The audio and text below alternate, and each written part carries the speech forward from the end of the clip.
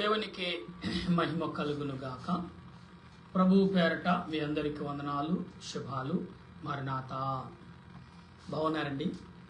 మీ అందరూ బాగున్నారని తలంచుచు మన ప్రభువును రక్షకుడైన యేసుక్రీస్తు కృపను బట్టి మీ అందరికీ శుభాలు తెలియపరుస్తున్నాను. ఈ సాయంకాల సమయంలో ఉదయకాలం కొన్ని కారణాల వల్ల మీతో కలుసుకోలేకపోయాను, మన్నించండి. ఈరోజు పాఠం 22వ అధ్యాయం పాఠముగా మనం ధ్యానం చేయబోతున్నాం. అపోస్తుల కార్యం 22వ అధ్యాయం ధ్యానం చేయబోతున్నాం. దాని కొరకు ప్రార్థన చేద్దాం. సర్వ సృష్టిని నీతిని పరిపాలించుచున్న సృష్టికర్త నీ కొందనాలయ్యా, ఈ సమయంలో నీ పాదములు ఎదుట నేను చేరి ప్రార్థిస్తుండగా నీ ఆత్మ నడిపింపు, నీ సన్నిధి కాపుదలను మాకు అనుగ్రహించి బలపరిచి నడిపించమని, నీ ఆలోచన చేత నీ క్రియల చేత మమ్మల్ని సిద్ధపరిచి మహిమ పొందమని, నీ దేవుని యావత్తు కూడా మాకు తోడుగా, రక్షణగా, మేలుకరముగా, దీవునికరముగా, ఆశీర్వాదకరముగా ఉంచి మహిమ పొందమని, నీ దీవుని యావత్తు కూడా మాకు ఆదరణ, ఆత్మీయత, మేలును సమకూర్చి మహిమ పొందమని, అలుపుడిని అయోగుడిని దేవా నీ పాదములు ఎదుట చేరి నేను స్తుతిస్తుండగా దేవా, మీరును మా తండ్రి గారును పరిశుద్ధులు దేవదూతులు, సెరేబులు, కరేబులు, 24 పెద్దలు, 4 జీవులు, 12 ఆత్మలిక ఆదరణ, త్రియేక దేవుని సహాయము సన్నిధి తోడుగా ఉంచి బలపరచమని ప్రభువును రక్షకుడును నామను బట్టి అడుగుచున్నా దేవా. నీ దాసుడే నన్ను నీ సిలువ చాటని మరుగుపరిచి నీ ఆత్మతో నింపమని. ఎందుకంటే నేను మాట్లాడితే ఎవరికి అర్థం కాదు, నా మాటలు ఎవరు వినరు ప్రభా.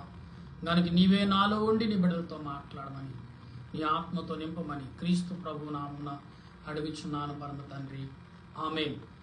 మన తండ్రి అయిన దేవుని సహాయం సదా తోడుగా ఉండి ముందుకు నడిపించును గాక, ఆమేన్.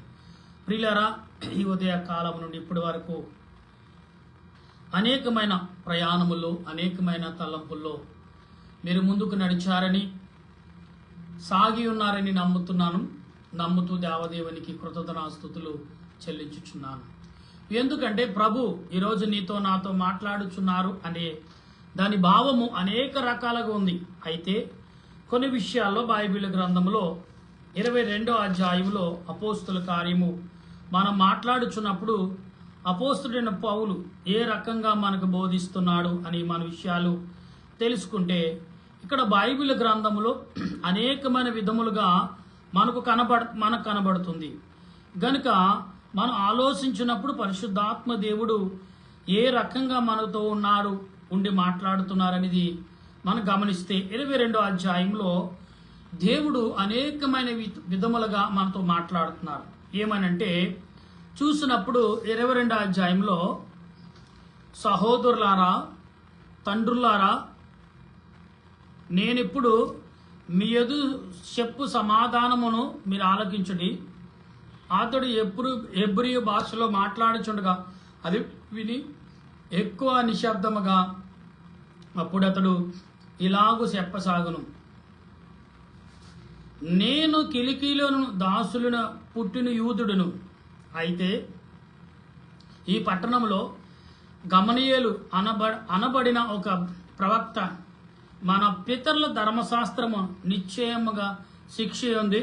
మీ అందరూ నేడున్న ప్రకారం దేవుని గూర్చి ఆసక్తులై ఉండి ఈ మార్గములో మనుషులను, స్త్రీలను పంపించి సరసాలను వేయించుచు మరణము వరకు శిక్షించితిని. ఇందును గూర్చి ప్రధాన యాజకుడు పెద్దలందరూ నాకు సాక్షులై ఉన్నారు. నేను వారి వలన సహోదరుల యొద్దకు పత్రికలు తీసుకుని దమస్కులను వారిని బంధించి గంధించుటకై యెరూషలేము నుండి నుండి అక్కడికి వెళ్ళి తిని, నేను ప్రయాణము చేయొచ్చు దమస్కును సమీపించినప్పుడు మధ్యాహ్న కాలమందు ఆకాశము నుండి గొప్ప వెలుగు అకస్మాత్తుగా నా చుట్టూ ప్రకాశించెను. నేను నేల మీద పడి, సౌలా సౌలా అని నీకెందుకు నన్ను విమర్శించుచున్నావని నాతో ఒక స్వరము పలకవే వింటిని. అందుకు నేను, ప్రభువా, నీవెవడవని నేను అడిగినప్పుడు ఆయన, నేను నీవు హింసించుచున్న నజరేయుడైన యేసును అని నాతో చెప్పెను. నాతో కూడా ఉన్నవారు ఆ వెలుగును చూసిరు కానీ నాతో మాట్లాడిన ఆయన స్వరము ఆ వారు వినలేదు. ప్రియులారా, చూసారండి, ఇక్కడ ఆయన